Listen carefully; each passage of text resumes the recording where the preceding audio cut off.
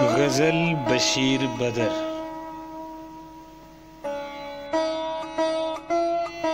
आंखों में रहा दिल में उतर कर नहीं देखा, कश्ती के मुसाफिर ने समंदर नहीं देखा।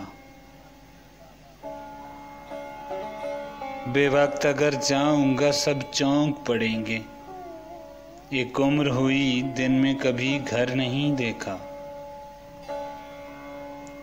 जिस दिन से चला हूं मेरी मंजिल पे नजर है, आंखों ने कभी मील का पत्थर नहीं देखा। ये फूल मुझे कोई विरासत में मिले हैं, तुमने मेरा कांटों भरा बिस्तर नहीं देखा। यारों की मोहब्बत का यकीन कर लिया मैंने, फूलों में छुपाया हुआ खंजर नहीं देखा। महबूब का घर हो के बुजुर्गों की जमीनें, जो छोड़ दिया फिर उसे मुड़कर नहीं देखा।